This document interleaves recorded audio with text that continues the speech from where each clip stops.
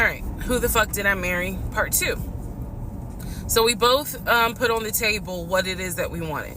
We both had established we were dating for marriage.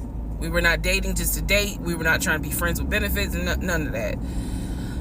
So the dinner at Cheesecake Factory went really well. We laughed, we joked, we talked about people, which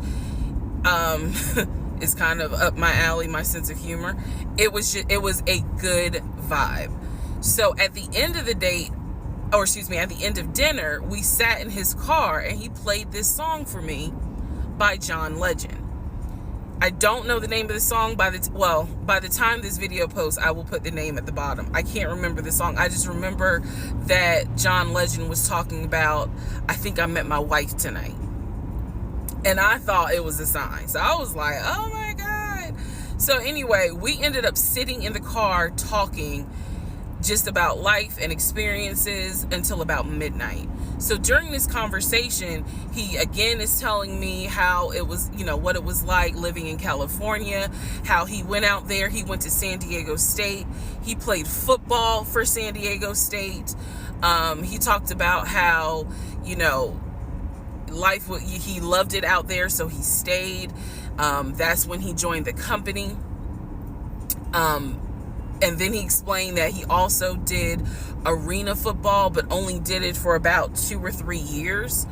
He claims that while he was doing arena football, the team that he was on won a championship. But again, keep in mind, I don't know anything about arena football. So I was like, okay, I didn't know that they had championships. And he was like, he got a little offended, like, yeah, they got championships. And, he was on that team. So he talked to me about how he worked at Apple. He worked something in the IT area of Apple, but within the store. Again, it was one of those, it's like when I tell people I used to work at Amazon. I really wasn't paying much attention to it. Why? So we talked about all that. We talked deeply into what happened with the ex-wife. It's because I asked. He was not volunteering all this information. So in other words, I get very uncomfortable when men start talking about their ex a lot. That's not what happened. I was asking questions because I was really trying to figure out, okay, are you ready for a relationship, or are you still missing her? So we talked about that. We talked about my exes. That was a mistake I made because I talked about how I dated at one point in time somebody I worked with. That will come back later. And he seemed real cool about it. He was like, that was before me and blah, blah, blah. So the conversation was good. Midnight comes and I go home. Yes, I went home. We ended up talking. Mind you, our first date was March 7th. And within about 2.5 weeks, Brian Kemp, our governor, shut Georgia down. We were going to be on lockdown. So during those 2.5 weeks, we talked every day. We went out again at Red Lobster. I remember Red Lobster.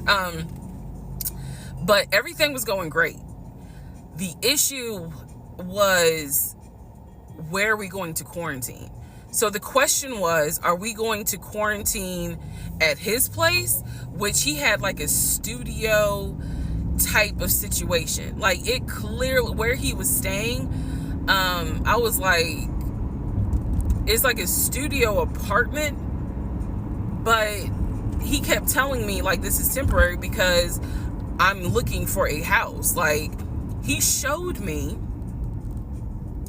the email from a woman who worked at the company where she was out on maternity leave, but she was putting him in contact with a realtor to help him find a townhome or a single family house. So I was just like, okay, this is definitely temporary. Like, he's not trying to stay here long term. And she was apologizing in the email. I'm so sorry, this should have been taken care of before you got here, but it wasn't, da da da da da. I saw the email. I read it.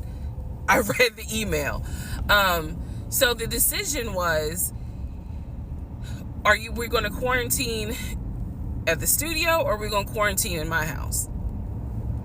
First mistake I made. Well, there's a lot, but this was a mistake I made. So ladies, caution moment. During one of our dates, because keep in mind, in those 2 weeks, we were seeing each other quite a bit. Nothing physical or anything like that. Just two people who I thought were really on some, all right, let's see if this is going to grow into something. He came to my house. When he came to my house, I had a 3-bedroom, 2.5-bath townhome. He was in a studio. Now, I'm telling you guys all of this in order of how it happened. So some things I'm probably going to insert what I was thinking and the mistake I made. Can I turn this off? No. Okay, I still need that. And I say that to say that I did not realize inviting him to my home probably made his eyes go, oh shit, she's a keeper. She got this 3-bedroom, 2.5-bath townhouse, and I'm in like a little studio. Yeah, let me go ahead and pursue this. What I need to do to quarantine here. The decision was made, quarantine at my house. So the state went on lockdown. He came and stayed with me in my home, and for the most part, in the initial beginning, it was fine. It was fine. The reason why I hesitate is because I grew up in the church. So for me, it was really like an internal struggle of, bruh, you always said you would never live with a guy unless he was your husband. And now you living with a dude and he ain't your husband. Like, it was a struggle for me because I knew better.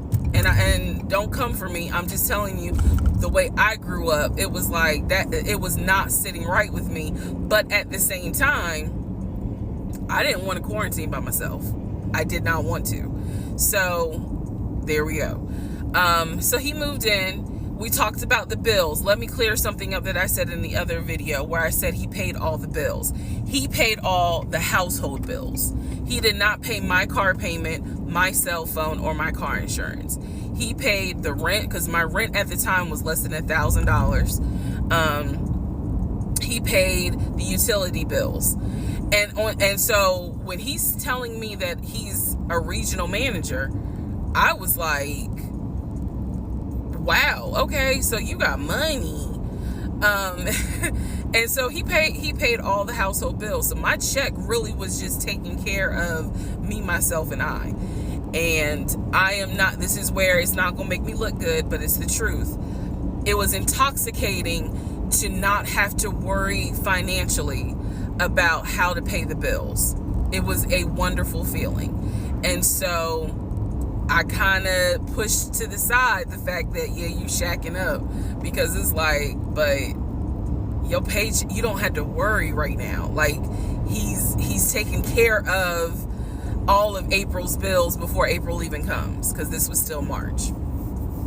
So we're living together, and I'm cooking, I'm cleaning, he's helping to cook and clean, and then we have a conversation about house. Is he still going to buy a house just for him, or is he going to buy a house where it's for us? Because we are going to try to make this thing work, be official, get married, have a family. So the question now on the table is, what are we going to do? Because I didn't want to stay in Riverdale, Georgia. I did not want to raise a family there. I refused to have a baby in Clayton County. So the decision was made, let's start looking for a house for both of us. Remember, he was already looking for a house for him, but then he was like, you know what, we're together, I plan to marry you, let's look for a family home for the two of us. He was like, this is how much I was approved for. That's when he showed me the Chase paperwork. It was a letter stating that and it had the Chase emblem at the top. He showed me a letter stating that he was approved for $700.